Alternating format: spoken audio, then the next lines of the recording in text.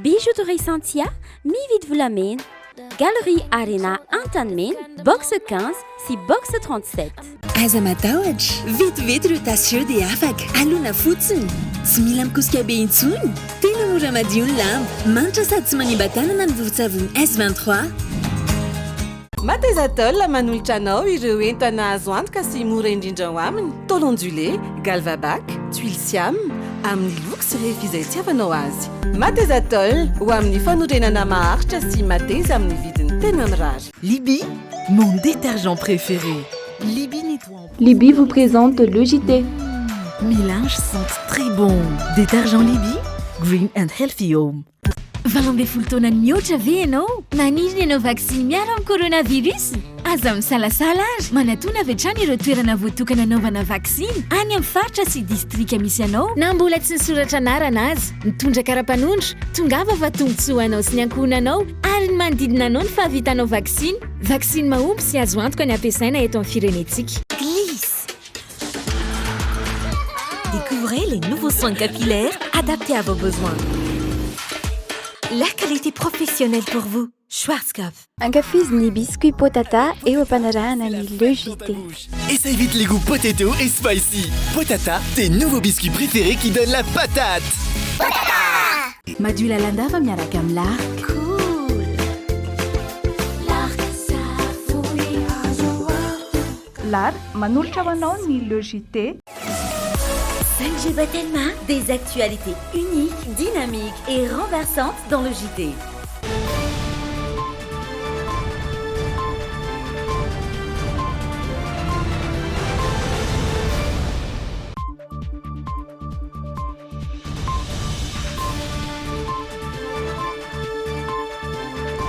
Sabotsy 20 janoary 2020 sy 2020 mandolotra ny araba topoko kilasy topoko vavy ary manasantsika mpanajana anaraka ny fampahalalam-baovao hatramin'ny farany eto amin'ny fahitalavitra Dreaming indreto ary ny lohatenin'ny vaovao nisongadina androany.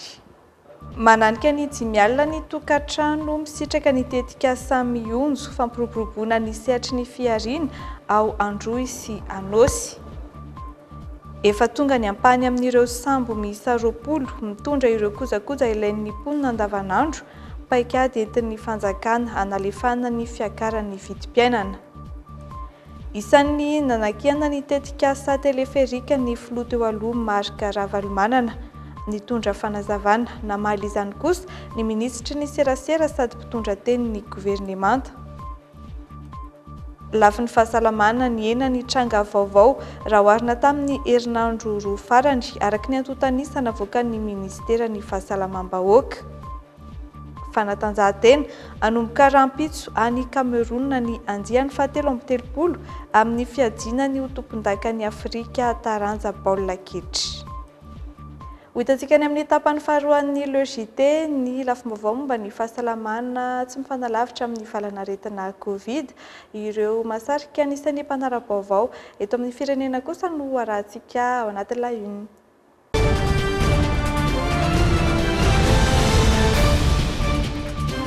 Manoloana ny ady amin'ny tsy fanjarian-tsakafo no vatsiana masomboly mifanaraka amin'ny toetany any amin'ny tapany atsimo ireo mponina tany tsy ombeno nanatanteraka izany ny ministeran'ny fambolena sy ny fiompiana famatsim-bola $10,000 no misanina ny tetika samihonjo hanoanana tokantrano mananika ny 5 alina ampiroboroboana indray ny sehatry ny fiarina any amin'ny faritra Androy sy ny faritra Anosy. Ny aina tao anatin'ny aintan'ny tapany atsimo nosy nandritra ny rotaona ny fanesy, nisy fiantraikany tamin'ny famatsiana ara-tsakafo izany, tsy zarizary ny fambolena. Ho fanarenan'ny fambolena sy izay famatsiana ara-tsakafo izay, nozarena masom-boly ireo mponina tao Tsiombe sy Beabobo. Mba magnampy koa araky zimbeagny araky nangatahy merate oile mba toko misaotsy hampavie. Raha nonoragny tena magnampy voamboly le tena izaty la. Saotsy faoro ho magnampy aminay ami voamboly fa voamboly zany mafijaly anay mitany andro ato. Na tsy nisy masomboly eo fijaly aty fara fa tsisy raha ambole. fa ty tabiry tia ty tavandra asy oragna zany ty mahatombo azy na tsy mahatombo azy fa na ho avy oragna i tombo tabiry. Famatsim-bola $10,000 avy amin'ny bankiry antsam-pirenena no anatanterahany ny tetikasa mionjo. Tokantrano 5 alina no ampian'ny tetikasa ao amin'ny faritra Andro sy ny faritra Anosy, anampy amin'ny fampanjariana sakafo sy ny fambolena, araka ny tatry ny FAO, ho tsara fanomboka ny vanim-potoana fambolena any an-toerana, anomboka irotsaka ny orana amin'ny tapan'ny faharoa ny volana Janoary, araka ny vinavinan'ny mpamantatra ny toetry ny andro. Efa maro ireo masim-boly sy tao-mangazo efa mitoby any an-toerana, miandry ny fotoam-pambolena fotsiny, mbola iampy miandalana ireo. Tsy adio ny manome fiofahana ireo mpisitraka mahakasika ny pakady-pambolena, manoloana ny toetry ny andro sy ny maro hafa. Tanjon'ny fotoam-pambolena miainga amin'ireo masim-boly ireo, ny ahazona vokatra hatramin'ny 7,000 taonina raha ny fanazavana hatrany. Efa tonga kosa ny ampahany amin'ireo sambo miisa 20 mitondra ny kojakoja ilain'ny mponina andavanandro raha nambaran'ny Filoha Andry Rajoelina, namafisany fa tsy ny manafatra fotsiny no mamaika fa izay mifandraika amin'ny fahefa-mividin'ny malagasy. Tsy indray tonga ireo sambo miisa 20 satria 3 alina taonina ihany no zakan'ny toerana ahafahana manangombary ao Toamasina ho iatran'ny fanazavana. Ny alakamisy 30 Desambra 2024 no tonga teto Madagasikara ny sambo fahadimy mitondra vary milanja 5,2 alina taonina avy any Inde. Isan'ny paikady entin'ny fanjakana analefana ny fiakaran'ny vidim-piainana. Notsinjaraina isaky ny faritra ireo vary ka isan'ny nandefasana izany ny tany Toliara sy Antsiranana ary amidy 500 ariary ny kapoaka. Mariana fa ampany amin'ireo sambo 20 nampanantenaina hitondra kojakoja ilain'ny olona andavanandro io tonga tamin'ny faraparan'ny volana Desambra io raha ny fanazavana voaray. Ny olona matsy midina navatra sambo 20 dia misy ny sasany mieritreritra hoe tonga dia tonga daholo ny sambo 20 tsy izay ny izy fa tonga tsikelikely io ary ny stokagentsika ao Tamatavy ao Toamasina dia tsy mahazaka mihitsy 30,000 taonina ny silo afahantsika mananona bleza ao na mananona vara vraky vono afahantsika ao Toamasina. Nefa raha firenena ohatra Madagasikara tokony any 200,000 taonina silo afahantsika mananona zany hoe tsy manana toerana zany na nafatra an'ireo conteneur raha tonga indray mandeha tsisy toerana stokenan'ireo ao Toamasina. Isan'ny dingana efa natao ihany koa ny Filoha Andry Rajoelina ny antso ny fanaovana tamin'ny Praiministra Indiana ny resana indrindra ny ahafahan'ny Madagasikara manafatra sambo miisa 10 hitondra vary, masom-boly ary fitaovana enti-mamokatra izay ho zaraina amin'ny tantsaha ahafahana mampitombo ny famokaram-bary. Misy zavatra zany tsy voafehy amin'ny fitondram-panjakana. Ohatra anankiray dia ny impact izay iainantsika noho ny nasetry ny coronavirus. Ny efa mifanaraka tsika zao ary miandry ny valiteny satria tsy hoe manafatra fotsiny koa ny mamaika fa hoe anafatra dia inona ny ifandraika amin'ny fahefa-mividin'ny malagasy.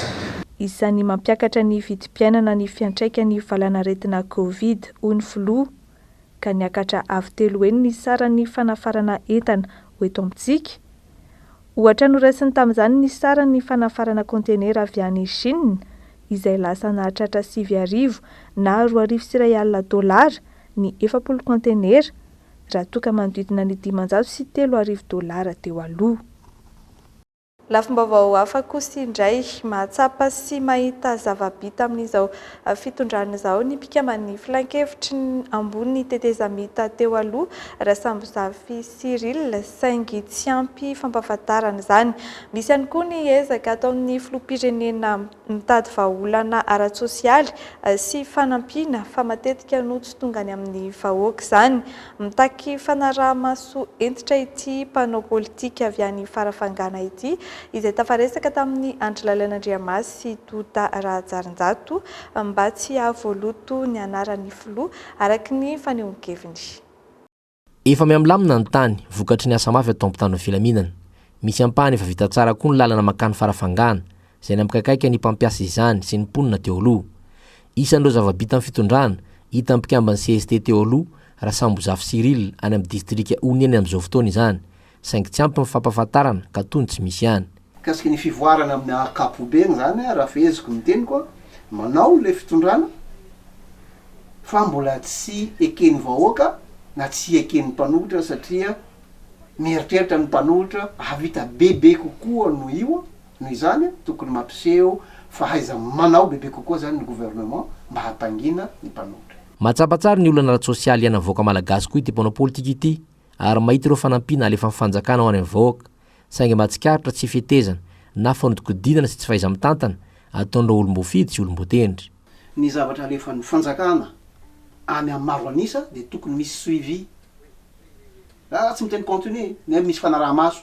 Indraindray ny olom-boafidy no mivarotra an'io amin'ny alalan'ny akolafy namany. Raha tokony ho 500 ny vidin'io lasa 1000. Raha tokony ho 10 tonnes anjaran'ny rakoto sirabe any amin'ny fokotany, le fokotany, je parle du fokotany, raha besy rakoto fokotany diko teneneo de lasa 2 tonnes, 1 tonne fa mivily lalana. Misy zany. Que solution zany ianao mantany na solution avy aminao ny fanaraha-maso ny olom-boafidy sy ny olom-boatendry no mila atao kenjana milamina io na de tsy mahampy aza de mba ho tonga any amin'izay tokony mila azy ny zavatra rehetra atao.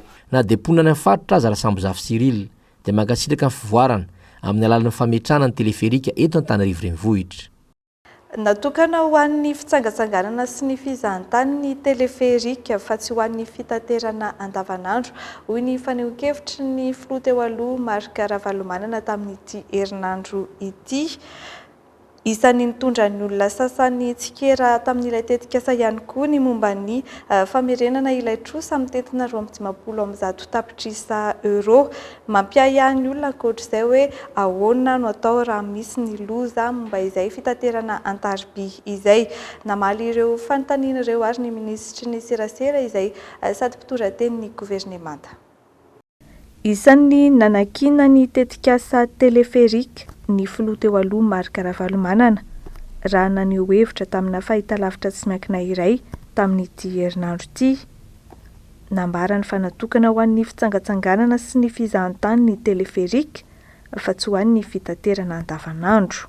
Tsy resaka energia fa tsy fampiasa amin'ny fitaterana andavanandro fa entina fanaovana fitsangatsanganana fizahantany, entina ampisevana fotsiny hoe zao zavatra misy aty. Fa tsy natao mihitsy ny teleferika entina hitaterana olona. De le kabiny iny raha mihetsika eny ambony eny hoana nampidinana iny aiza misy helikoptera, aiza misy anapidinana azy rehetra fa aveo mijena le ain'olona. Misy karazany roa nefa ilay fitaterana antarby raha ny fanazavany ny mpitondra tenin'ny gouvernemanta. Ankoatry ny teleferika fampiasa amin'ny ranomandry ho an'ny mpizahantany, misy ihany koa ny teleferika ifamoivoizana an-tanàn-dehibe. Isan'ny nitondran'ny olona sasany tsikera ilay tetikasa ny momba ny famerenana ilay trosa amin'ny tetina 250 tapitrisa euro. Mampiahy ny olona ihany koa ny hoe ahoana zany raha misy loza. Namaly ireo fanontaniana ireo ny ministry ny serasera sady mpitondra teny ny gouvernemanta. Tsy mitombina zany le argument hoe raha sendra misy accident ve de tsy voavonjy ny olona de zay tsy anaovana teleferika fa efa manana foana zany ianao ny hoe inona ny fomba entinao misoroka ny mety loza mpifamoivoizana zany ary raha sanatria mitranga izany satria tsika tsy mpandahatra de efa tokony misy hoe zao ny fomba ahafahana miatrika an'izany loza mpifamoivoizana na accident zany. Ilay trosa izay nalaina amin'ny tentana 250 tapitrisa nge dia ilay vola miditra amin'le fiodinany teleferika ihany dia ahafahana mamerina azy efa misy katsikatsa zany hoe mandritra ny firy-taona na mandritra ny firy-taona noho izany tsisy atahorana hoe atao hoe ho vesatra lehibe zany ho an'ny taranaka malagasy le izy efa misy ny katsikatsa mikasika ny fomba amerenana n'izany trosa zany amin'ny alalan'ilay vola miodina ihany amin'ny fandehanan'izay teleferika zay. Namafisin'ny fanazavany ny mpitondra tenin'ny gouvernemanta nandritra ny fandaharana tsy ho tompo-trano miono fa vahaolana lehibe tsy azo tsinotsoniavina amin'ny toerana be olona sy be fitohanana ny tetikasa fametrahana teleferika eto an-drenivohitra. Ankoatra ny lafim-baovao momba ny Covid eto an-toerana sy eo amin'ny maresaka iraisam-pirenena dia ho an'ny Etiopia sika amin'ny maresaka aty amin'ny kontinanta afrikana.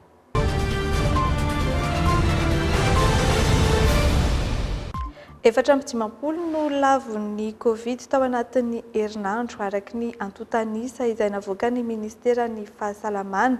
Ny enina ny tranga vaovao raha oharina tamin'ny herinandro roa farany nahitana fiakarany tahapasitranana. Mahatratra 70 sy 100 kosa ireo marary mafy amin'izao fotoana.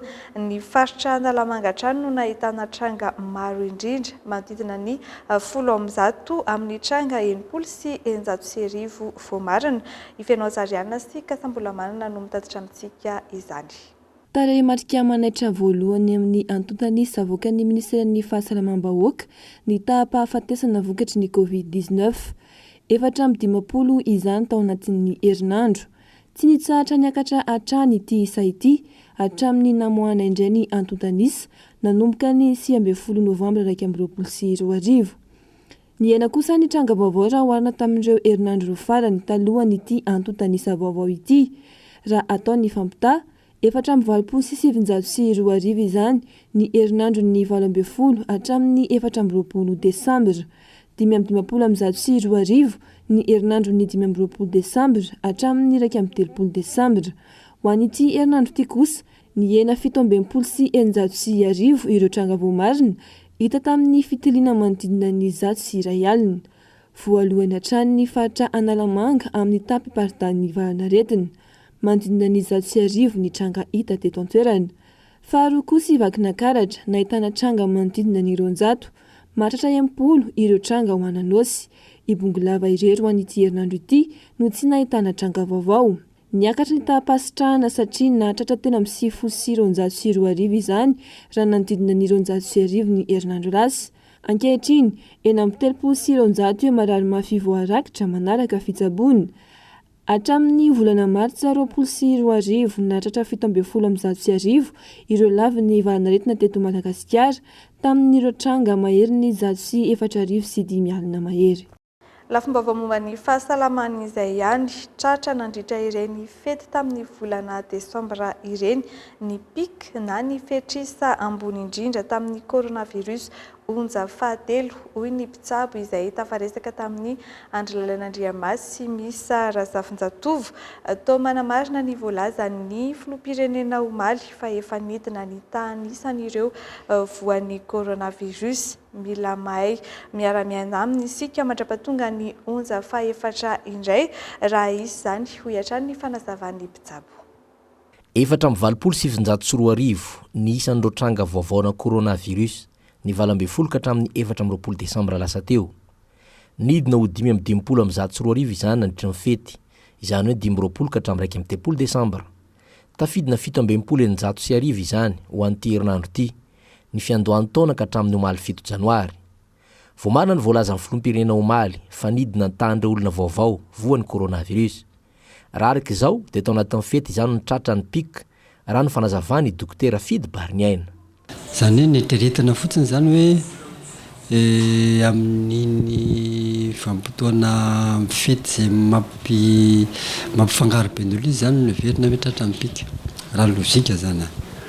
Zany hoe le coronavirus moa zany tsy dia misy lozika azo treretina be ny tsisy afaka hoe tonga dia vinavinaina be hoe manahoana satria le Covid coronavirus tsy mitsahatra miova endrika, tsy mitsahatra misy variant vaovao, misy endrika vaovao na lezika. Zay tsy afana mitena an'izay fa avinavina fotsiny zany zay. Ny hoe fiboana rehefa tsy niboka tamin'ika dia tsy tokony hiboka intsony satria arak'izay tranga izay hoe ity zany tsy dia tena mainga ampifiana fa tsy dia tena fa mora fezina zany, tsy hoe fezina fa mora voatsabo. Ny volana Jolay 20 no tratra ny pic ho an'ny onja voalohany Covid teto Madagasikara. Ny volana May 20 tamin'ny onja faharoa ary tamin'ny farapara ny volana Desambra 20 ny an'ny onja fahatelo. Naharitra 9 ka hatramin'ny 10 volana izany ny elanelan'ireo onja ireo. Raha ny kajikajy nataon'ny Dokotera Fidy Barniaina trano. Izany hoe zany ny raha ny kajikajy izay tsy voatery ho marina tsy voatery marina fa osytsika hoe ty zao le 3e vague zany zao tsy de mamomy firy fa miparitaka be zany hoe iverina me malefaka zany le izy me malefaka miparitaka be izy fa me malefaka dika zany ny 4e vague ve zany a ohatran'izay any valovolana orina zao ohatra zany hoe zany aloha mbo afaka andrininy zany kosa aloha hoe afaka ny jona sy jolay satria ny jona sy jolay manko ririnina be a mangatsika mahazovana koa ny aretin'ny taobisafona ny grippe anatin'izany covid-19 coronavirus sady zany mipotsapotsaka daholo ranondelon'ny olona zay mamparitaka be an'le izy ka mbola ao anatin'le mbola voarin'le immunité collective zany tsika raha zay zao tsika zao janvier février mars avril mai juin juillet enim-bolana zany aorinan'izay zany vao mety misy vaky vaovao indray fa zany hoe tsy voatery marina foana zay a satria ny variant vaovao misy foana tsy mitsatra mivaovao foana izy raha ohatra misy endrika vaovao variant hafa indray tonga tapoka mety tonga alohan'izay indray tsy fantatra be da be zany zavatra mety possible na tsy nampandamaka firy sy tsy nahafaty olona maro raha oharina amin'ireo onja roa teo aloha aza ny onja fahatelo dia ainga mpifindra kosa mbola anaty fiarahamonina sy toeram-piasany aniny tsy mikaretina ka tsy misy afa-tsy ny fiarovan-tena amin'ny alalan'ny fanajan'ireo fipetrasakana sy ny fanaovam-bakisiny ihany no tokony mafisina. Fa lasa miteraka tsindro an'ny isa-pirenena ny firongatry ny valanaretina Covid any ka nanapa-kevitra ny tany Alemana fa fepetra ho raisina ny tsy maintsy hanaovana vaksiny. Ny any Royaume-Uni kosa tsy maharaka ny fandraisana tanana ny marary ka lasa nanatevin-daharana ny mpitsabo any amin'ny hopitaly ireo miaramila ny any Frantsay indray mahatsiaro sahirana ny ray aman-dreny hatramin'ny fiatombohan'ny taom-pianarana satria sarotra ny fanatanterahana ny arofenitra ara-pahasalamana takiana isan'izany ny tokony hanaovana fitiliana ny ankizy isaky ny 2 andro. Sary ny Euronews. La pandémie de Covid-19. Tsy mitsahatra mianaka ny Covid maneran-tany. Saingina eo aza ny fiazakazaky ny fifindran'ny valanaretina noho ilay variant Omicron. Na mety ho tratra atao anatin'ny andro vitsivitsy aza ny fetrisam-bony indrindra amin'ny fifindran'ny valanaretina ho an'ny Lituanie. Nanome toky ny tompon'andraikitry ny hopitaly fa tsy nanatombo ny olona noraisin'izy ireo an-tanana. Somary maivana kokoa ny sorotra retina amin'ny marary tratra n'ilay variant Omicron ka tsy voatery hoe nampidirina ao hopitaly ny ankamaroany raha ny fanazavana. Niara-ny vory tamin'ny tompon'andraikitra isam-paritra kosa ny governemanta tany Alemana ny zoma teo. Nandritra izany no nanambarany chancelier Olaf Scholz fa fepetra ho raisina ny tsy maintsy hanaovana vaksiny. Any Royaume-Uni, miaramila anjatony mahery no ahetsika manatevin-daharana ny mpitsabo any amin'ny hopitaly. Tsy ampitsinina ny mpiasan'ny fahasalamana hatramin'ny fotoana nampamaivay ny valanaretina. Ny ao Frantsa indray mahatsiaro sahirana ny ray aman-dreny hatramin'ny fiatombohan'ny taom-pianarana noho ny asarotry ny arofenitra ara-pahasalamana. Ohatra amin'izany ny tokony hanaovana fitiliana ny ankizy isaky ny 2 andro. Andan'izay, lasa miteraka fikorotanana ho an'ny mpampianatra ny fahasahiranana nateraky ny fanajana ny arofenitra ara-pahasalamana ka manambana anatanteraka fitokonana vaobe ny syndikan'ny mpampianatra any an-toerana amin'ny alakamisy 13 janoary. Appel à la grève nationale pour la journée du jeudi 13 janvier. Eo amin'ny maresaka avy any ivelany izay ihany ny roso tamin'ny fanomezana famitsoran-keloka gadra politika maro ny fanjakana ao Etiopia fa mahana ny olana ity firenena ity ampilaminana sy ampihavanana no tanjona hoy ny mpitondra teny ny governemanta. Misy amin'ireo nahazo famitsoran-keloka no lehiben'ny antoko-mpanohatra sy ireo gadranady. Hoarantsika ny fanampanazavana.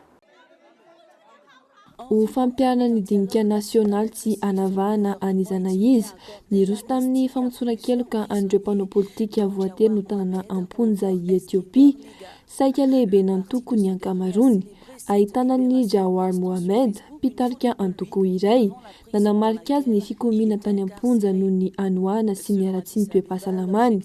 Eo ihany koa i Exindor Nega, lehibe ny antoko mpanohatra iray, mpanao gazety izy ary manana ny orinasa-tserasera nahiditra am-ponja matetika izy ary nosokazian'ny Amnesty International no gadra noho ny fanehoan-kevitra. Araky Addis Abeba, tanjona ny anokafana paikady vaovao amoahana vahaolana maharitra ho an'ny olan'ny Etiopia amin'ny alalan'ny fihavanana sy tsy fampiasana herisetra. Voakasika ity fampitsoran-keloka ity ankoa ireo gadra anady nandray anjara tamin'ny fikomiana niaraka tamin'ny TPLF na ny Front de Libération du Peuple du Tigré. Ao anatin'izany i Shibat Nega, ren'ny antoko Kidusan Nega, eo ihany koa ny masoivo teo aloha Abadizemu, i Abay Oldu ary Molu Gebrekzaber. Ao anatin'ny lisitra ihany koa ireo tompon'andraikitra voakasiky ny raharaha fampiasana herisetra niseho ny volana Jolay 2024. Mifanindry andalana amin'ny fankazan'ny Krismasy Tatsinanana izao fampitsoran-keloka izao. Mitoetra ny fiarahantsika eto amin'ny LEJT, anohizantsika ny fampahalalam-baovao ny lafin'ny fanatanjahantena anomboka rampitso hatramin'ny 9 febroary ho avy izao ny any Cameroun ny andian'ny fahatelo amby telopolo amin'ny fiadiana izay ho tompon-dakany Afrika eo amin'ny taranja baolina kitra. Ekipa pirenena misa 420 no ifaninana amin'izany. Na eo aza ny Covid sy ny tsy fandriam-pahalemana any an-toerana dia manomboka mafanafana sy miaina ao anatin'ny afanan'ny kanina ny rehetra. Tato-baovao ary. Miloko marevaka eto amin'ity tsena lehibe ao Yaoundé Cameroun ity. Ireo karazana zavatra entina manafana sy tsirovana ny kanina no betsaka: maillot, satroka, vuvuzela ary fitaovana samihafa. Mazava ho azy fa mibantoerana ny loko mena, maitso, mavo any Cameroun. Ny safidy hividy ny fitaovana any Cameroun ty vehivavy camerounaise ity. J'ai pris les foulards. J'ai pris les foulards, je vais aussi prendre les trucs pour les mains. Je suis en train de supporter mon pays. Je sais qu'on va gagner la CAN. La CAN, c'est pour nous. Kilomètre vitsivitsy miala ny tsena no misy ny Braon commune Yaoundé faharoa. Iray amin'ireo toerana ivarotana ny tapakila idirana amin'ny laoka fanokafana amin'ny alahady alina izao. Filaharam-be na defa maro azy ireo lafo, indrindra fa ny an'ireo mpanohana. Ça fait 2 jours que je cherche d'avoir un ticket d'accès pour le stade, le match d'ouverture. Et là, on vient de me donner un numéro, j'attends. Depuis le matin, il n'y a pas encore de ticket. En attendant mon ticket, je sais déjà les conditions qu'il faut pour être au stade. Je sais qu'il faut être vacciné, il faut avoir un test de TDR datant au moins de 48 heures. Noforonina koa ny fan zone BDB ao fotanana ny Yaoundé, ho an'ireo izay tsy ho afaka sy tsy ho tafiditra ao amin'ny kianja rampitso. Azaka olona manodidina 2 ka hatramin'ny 3 isan'andro zao ity fan zone iray ity. Nous sommes en train de préparer la scène par rapport à la CAN, bien sûr, parce qu'on aura une projection des matchs ici, bien évidemment avec quelques spectacles entre les matchs et même les jours où il n'y aura pas de matchs. Mais mafana ny kanina ny ao Cameroun amin'izao fotoana, indrindra fa ny ao Yaoundé renivohitra, izay misy ny kianja ny Olembe, andraisany lanonam-panokafana sy ny lao voalohany, izay fanandriana ny Cameroun sy Burkina Faso rampitso alina. Manerana ny Madagasikara mihitsy ny olan'ny famatsiana rano ankoatra ny eto Antananarivo dia velotaraina amin'ny fijalian-drano ihany koa ny mponina ny Nosy be Elville. Mariana be ihany no misy rano, voatery manakarama olona maka rano amin'ny vovo na amin'ny renirano lavitra ny olona. Velotaraina ihany koa ireo mpitantana ny pompon-dranopokon'olona satria mitambatra ny faktiora nefa ny rano tsy mandeha. Araka ny vaovao tateriny Andrilalana sy Misara Safinjatovo. Nanomboka ny taona 2024 ny fijalian-drano tao Nosy be raha filazan'ny roponina. 3 ireo mpanjifa rano ao an-trano teo anivon'ny Jirama a Nosy be tamin'ny taona io. Ny antoma nefa mponina mangany fotsiny fahantera fotodrafitrasa ka velotaraina mponina noho ny tsy fisiana sy fahatapatapahan'ny rano any an-toerana. Problemenay ranonay tsy mandeha. Zay mifôha rango amin'ny 3h du matin ndraiky jusqu'à 6h maraindraigny rano tsy mandeha. Tampoko izy mandeha amy 4 heures 5 heures izy fa vonindro zay tegna malahelo be zahay zegny amy kasiky rano mandeha aminay maty zay malahelo zay vahoakany Ambodivanio aty malahelo zay amy rano zahay tena mijaly rano efa mandritra ny taona maro efa ela petrarana tefa tena mijaly rano ny vovo amizay koa nefa tsy azahoana rano mihitsy fa mandeha sy tapaka misoratra aty nefa ny rano tsy mandeha mihitsy tao anatin'izay taona maromaro zay de zay zany mba mangataka hoe mba alefaso ny ranonay ny andro mafana ny rano tsy misy zara raha mahazo rano 3 zeriganina ao anatin'ny ray andro tena hoe tsy mahazo rano mba mangataka amin'ny jirama zany zay hoe mba jereo akaiky zay fa mijaly zary raha mandeha ny akamarondreo pompokon'olona misa 420 miparitaka anivondreo fokotany marobe aonosy be misy koa efa tsy nandeha intsony ambolana maro olona mandina ny 100 isan'andro ny tonga mantsaka amin'izy ireny mitovana be nefa ny faktiora satria tsy mandeha ny pompy ka tsy misy fidiram-bolan-doaviny izany ireo mpitantana zay velo taraina mafy fangatana sy vaolana ngatana aminy mba handefasany an'le rano sy mba hijerevany andreo facture reo mba iresaka amin'ny latabatra boribory mihitsy izahay iresana andreo facture reo fa tsy voaefa mihitsy ary tsisy izy vola azo andoavana anazy mihitsy satria raha ny hafa mandeha tsy afaka andoavana andreo tsy mandeha reo mihitsy le facture manetsiny daholo fa tsisy amin'arivony amanalina manetsiny nefa ny rano tsisy mandeha mihitsy na kely ary ny compteur tsy miodina inona moa ny anefana ny facture mivoaka jiaby maro be io voatery mandeha na manarama olona mantsaka rano mivovo na amin'ny toerana lavitra ny ponina ka manao antsoavo amin'ny tompona andraikitra mba hijerena akaiky izany sy amahana aingana ny olana tsy fisina na fatapatapahany rano ao nosy be lasa olana iainan'ny mponina andavanandro ny fitohanan'ny fifamoivoizana isan'ny olana nahatonga izay ny fitombon'ny fiara mivezivezy raha ny tatitry ny polisy pirenena miara-miasa amin'ny fiadidian'ny tanàna Antananarivo ny polisy nasionaly amin'izay famahana ny fitohanan'ny fifamoivoizana izay saingy olana kely ny fisiana rond-point maromaro mifanesy raha ny faritra Korondrano manokana no resahana indroary taterina amintsika izay fampitam-baovao avy amin'ny polisy pirenena izay miresaka indrindra ny famahana ny olana ny fifamoivoizana eto an-drenivohitra 500 kilometatra eo ny lalana eto Antananarivo renivohitra izay mizaka ponina mananika ny 3 tapitrisa vokatry ny fitombon'ny fiara mivezivezy lasa olana iainan'ny mponina andavanandro ny fitohanan'ny fifamoivoizana roa taona latsy izay ny faran'ny taona 2023 efa nanome toromarika mikasika ny fifamoivoizana eto an-drenivohitra ny lehiben'ny governemanta ary isan'ny mpisehatra nandray fepetra amahana ny olana mifandray amin'izay ny avy amin'ny polisy pirenena misy fotoana zany adoblena mihitsy ny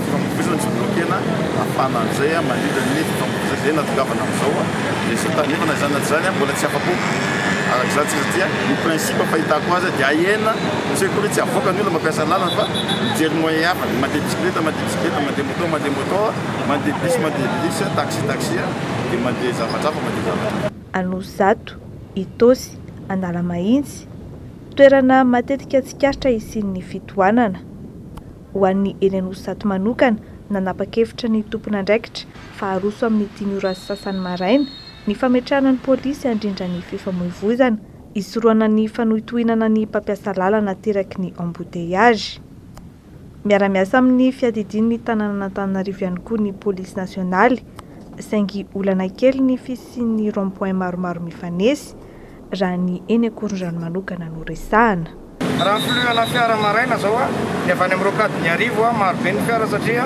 manala ny olona rehetra avy any Analamahitsy ny avy any Lasoro ny avy any amin'ny faritra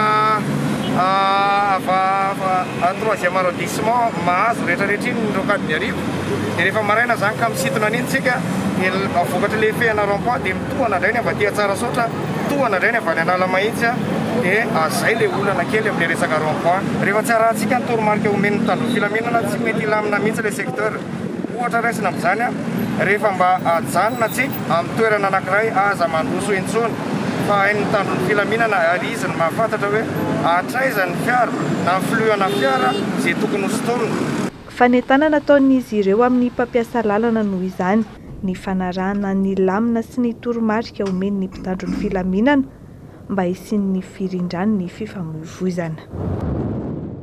eo amin'ny maresaka iraisam-pirenena mpanao gazety miisa roa no notifirina vondrona mpanao ratsy tany Haïti teo ampanatotosana ny asany. Iray hafa kosa no tafatsoaka miaratsy hatrany tsy fandriampahalemana any an-toerana hatramin'izay namonoana ho fatiny filoham-pirenena tamin'ny volana Jolay 2024 izay. Tsy afaka manao hetsika ho an'ny fandriampahalemana ny polisy any an-toerana noho ny tsy fampiny fitaovana hatramin'ny volana Marsa 2024.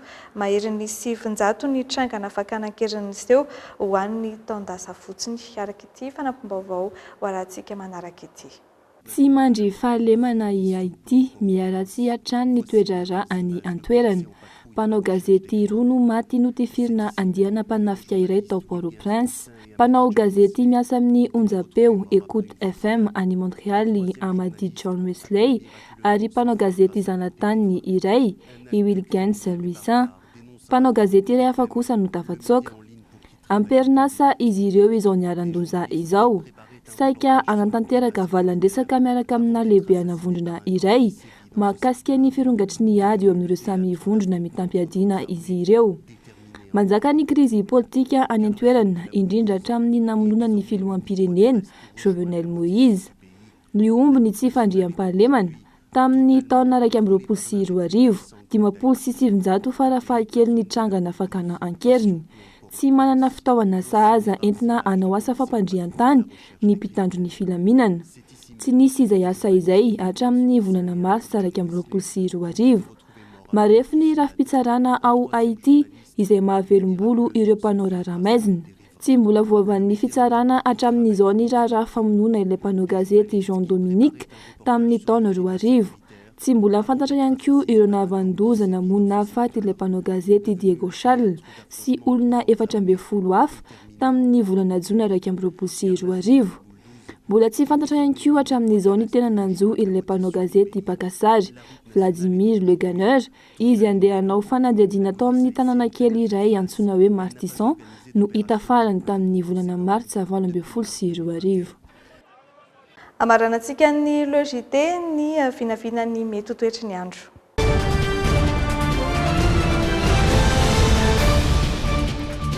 Tahaka izao ary ny mety ho vinavinan'ny mety ho toetry ny andro ho amin'ny rahampitso alahady 7 janoary 2024 tahaka ny mahazatra dia atombotsika ny amin'ny tapany avaratry ny nosy izany.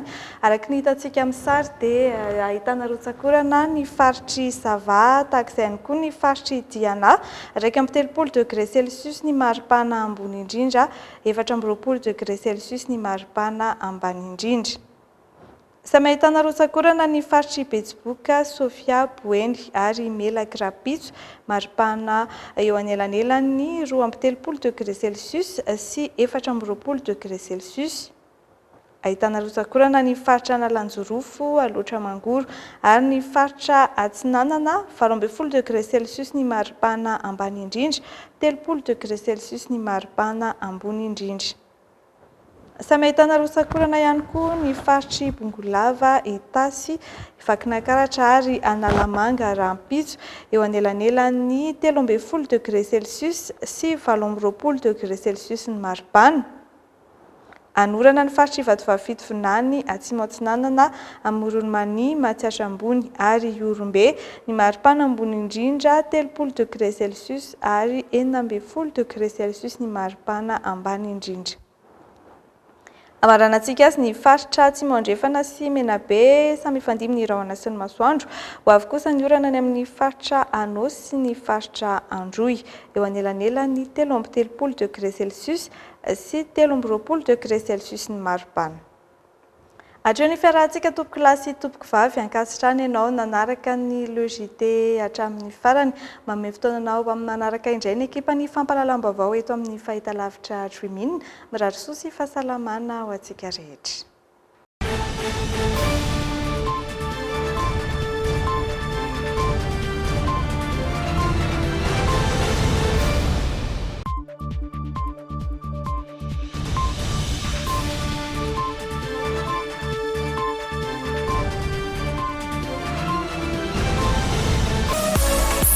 Tellement des actualités uniques, dynamiques et renversantes dans le JT.